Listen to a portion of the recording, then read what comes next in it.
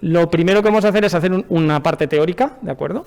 Para ver algunos de los estudios que se han ido publicando últimamente sobre el tema del control de la pared abdominal y la influencia que tiene la pared abdominal lateral, la pared abdominal central. Os mostraré algunos vídeos para que veáis imágenes de cómo responde la pared abdominal, ¿de acuerdo?, en diferentes mujeres, y luego vamos a hacer una evaluación cuantitativa, es decir, vamos a localizar las estructuras de la pared abdominal de nuestra modelo para que luego podamos hacerlo con los ecógrafos, ¿de acuerdo?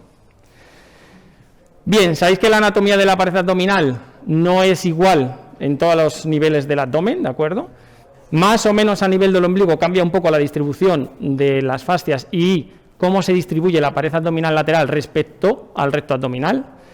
Entonces, por encima del ombligo aproximadamente, ¿de acuerdo?, la fascia que envuelve los rectos abdominales va por la parte anterior y posterior de los rectos, ¿de acuerdo? Y por debajo del ombligo, los músculos de la pared abdominal lateral se unen antes de llegar al recto abdominal y la fascia pasa solo por la parte anterior. De hecho, como luego vais a ver en la pared abdominal cuando hagamos la ecografía ahora, el músculo transverso abdominal, en la parte más craneal del abdomen, el vientre del transverso abdominal se mete justo por debajo de los rectos abdominales, ¿de acuerdo? E incluso en algunas mujeres puede llegar casi al centro, ¿de acuerdo?, de la pared abdominal. Bueno, sabéis que tenemos tres músculos en la pared abdominal lateral: oblicuo externo, oblicuo interno, transverso abdominal, y los dos rectos abdominales. Esto es una unidad funcional. No es muy buena idea separar la función de estas estructuras, porque normalmente funcionan a la vez, ¿de acuerdo? No siempre de la misma manera, no siempre con la misma intensidad. Hay una parte de la pared abdominal que es más profunda y que tiene un componente más estabilizador, ¿de acuerdo?, que es oblicuo interno y transverso abdominal. De hecho, hay algunos autores que diferencian entre la pared abdominal estabilizadora y la pared abdominal que provoca movimiento en el tronco, que son rectos y oblicuo externo. Pero lo que es importante que entendáis es que hay unas fascias que unen todas estas estructuras y que generan una serie de tensiones que son básicas para poder entender cómo se desplazan todos estos tejidos y cómo actúan, ¿de acuerdo? ¿Qué tenemos? Tenemos ahí la pared abdominal lateral, ¿de acuerdo?, con los tres músculos, ¿de acuerdo? Aquí tenéis la piel, tejido subcutáneo, oblicuo externo, oblicuo interno y transverso abdominal. Y aquí tenéis la pared abdominal central, los dos rectos abdominales y la línea alba, todo lo que hay encima, tejido subcutáneo y piel. Esta es la posición que se utiliza de la sonda ecográfica para hacer el análisis de la pared abdominal. Por encima de la pala ilíaca, por debajo de la última costilla, es donde vamos a encontrar el vientre muscular de los músculos de la pared abdominal lateral. Luego lo veremos con el ecógrafo. Y en el centro, en la de los rectos abdominales. Bien, ¿qué podemos hacer cuando utilizamos la ecografía en la pared abdominal? Podemos hacer exploración de todo lo que veis ahí. Básicamente hay una parte estructural, es decir, tenemos que localizar bien las estructuras que queremos analizar. Dos, hay una parte cualitativa, funcional. Vamos a pedirle a la paciente que haga cosas o en reposo a evaluar esas estructuras para ver cómo se mueven, cómo se desplazan y qué sinergias tienen. Y tres, podemos hacer una evaluación cuantitativa, que es medir el grosor de esos músculos, por ejemplo, para ver exactamente cuál puede ser su función o cuál pueden ser las diferencias entre un lado y otro.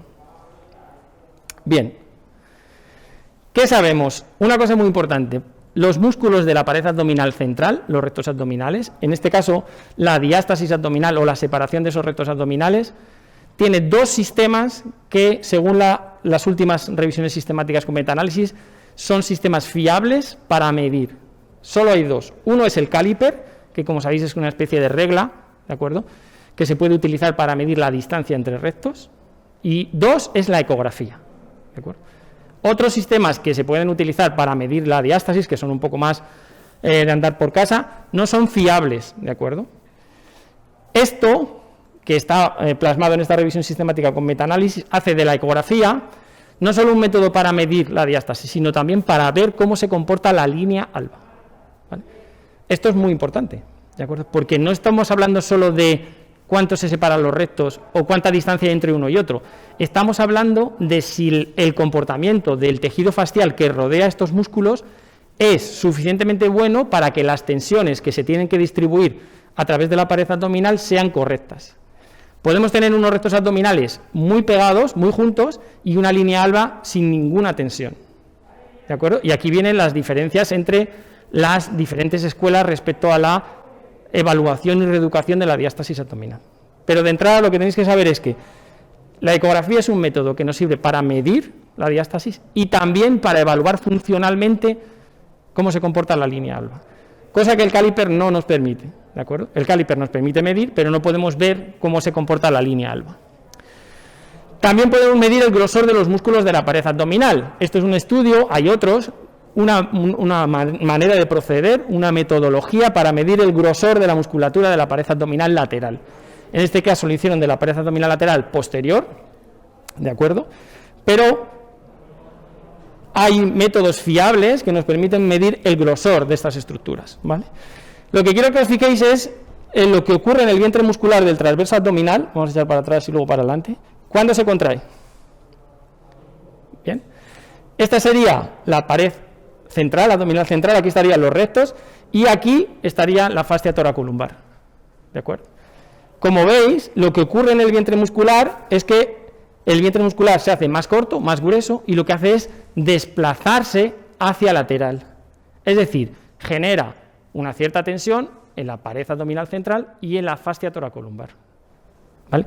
El músculo se contrae, el vientre muscular se hace más grueso, más corto, y genera una cierta tensión tanto en la pared abdominal central como en la fascia toracolumbar. Esto es fisiológico, ¿de acuerdo? No es nada que esté disfuncional. Cuando la pared abdominal lateral, el músculo transversal abdominal se contrae, ocurre eso, ¿de acuerdo? Por lo tanto, la tensión que genera la pared abdominal central y la fascia toracolumbar es normal, ¿de acuerdo? Bien, ¿qué tenemos? Tenemos desde el año 2013, ¿de acuerdo?, donde apareció esta revisión sistemática sobre si realmente los ejercicios que utilizamos para la reeducación de la diástasis abdominal servían para algo o no. Es una revisión sistemática que lo que viene a decirnos es que no hay una evidencia clara de que con los ejercicios que utilizamos nosotros habitualmente con las pacientes con diástasis consigamos reeducar o disminuir esa diástasis. Pero además viene a decir una cosa muy importante también, y es que en los estudios donde parece que sí mejora, son estudios todos en los que se ha producido una activación concéntrica de los rectos abdominales, ¿de acuerdo? Con esto os quiero decir que el trabajo sobre la musculatura de la pared abdominal central de la diástasis abdominal probablemente no tiene mucho sentido si lo que buscamos es mejorar la función si nos olvidamos de trabajar la musculatura de los rectos abdominales, ¿de acuerdo?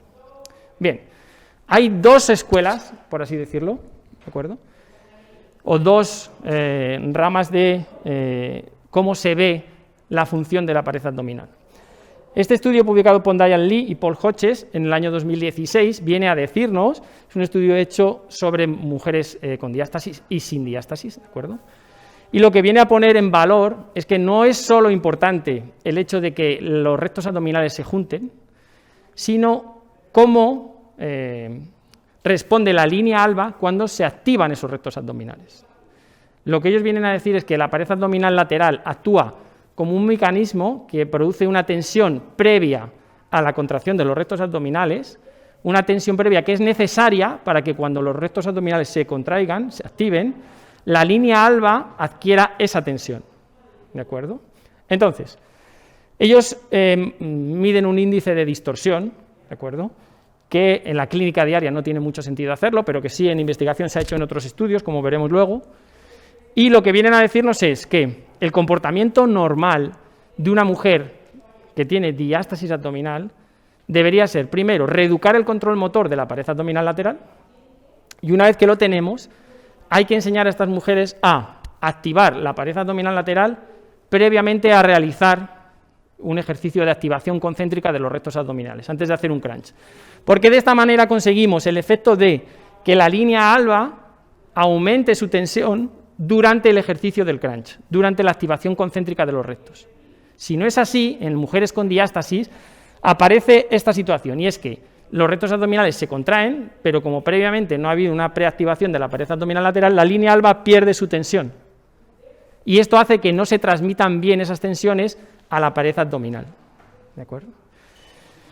Bueno, ellos hablan de ese índice de distorsión que tenéis arriba a la izquierda, que como os digo, se ha calculado en otros estudios, en cuanto a que varía entre las pacientes que tienen diástasis y que no tienen diástasis, ¿de acuerdo?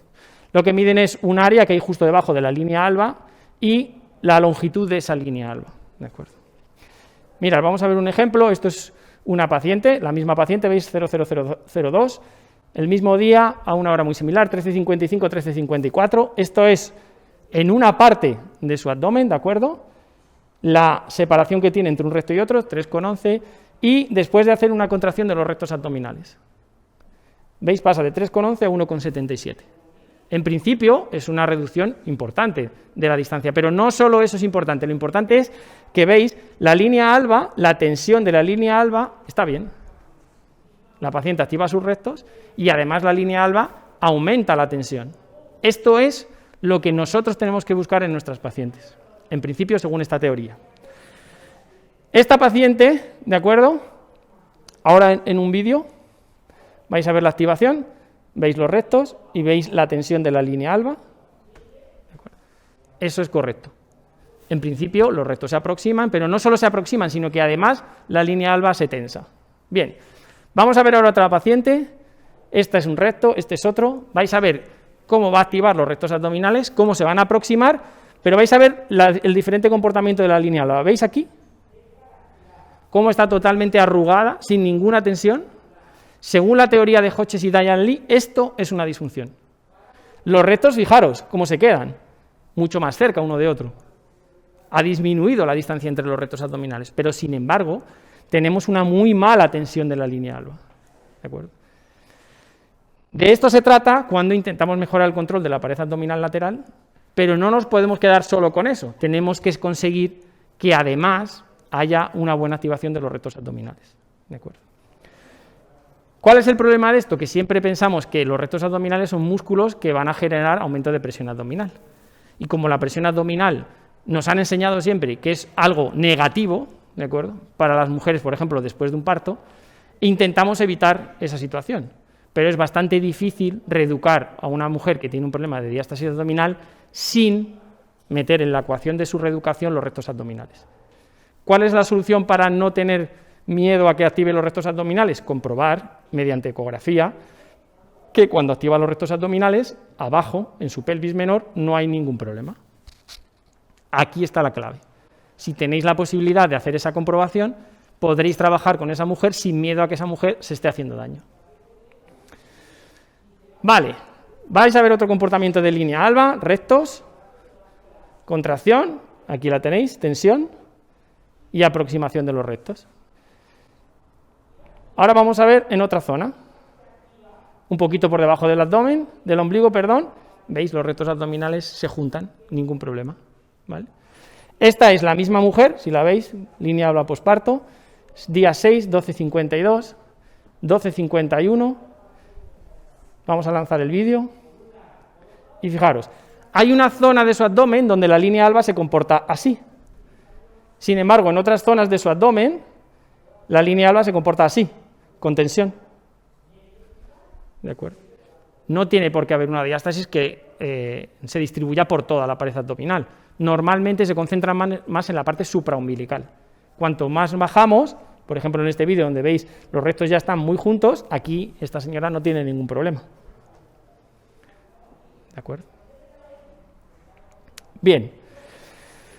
Un estudio después de este de Diane Lee por Hodges, del año, creo que es 2017, donde lo que hicieron fue medir ese índice de distorsión, la distancia entre rectos y una sonolestografía para ver si había diferencias entre las pacientes con y sin diástasis. En todos esos parámetros había diferencias significativas. El índice de distorsión, ¿de acuerdo?, era menor en las pacientes que no tenían diástasis, la distancia era menor y la rigidez de los tejidos era mayor en las pacientes que no tenían diástasis. ¿De acuerdo? Por tanto, parece que la tensión de la línea alba es un factor importante a tener en cuenta que tenéis que valorar a la hora de trabajar y reeducar a estas pacientes. No solo es una cuestión de aproximación de los rectos, ¿de acuerdo? Tenéis que conseguir que los rectos se aproximen durante el trabajo de estas pacientes, pero además que la línea alba adquiera la tensión suficiente como para que las presiones y las tensiones de esa zona se distribuyan correctamente. ¿De acuerdo? Bien, hay otra escuela, que son estudios dirigidos, la mayor parte de ellos, por Caribó, que lo que vienen a decirnos es Cuando hacéis un drag in o un trabajo solo de pared abdominal lateral, no hay cambios en la musculatura de los rectos abdominales, no hay cambios en la distancia de los rectos abdominales. Esto es un estudio que se hizo durante el embarazo y después del parto, en diferentes momentos después del parto, ¿de acuerdo? Hasta 12 meses después. La línea azul son ejercicios de drag in, es decir, solo activación de pared abdominal lateral, y la línea naranja son ejercicios de un crunch o un curl up, es decir, activación concéntrica de los rectos.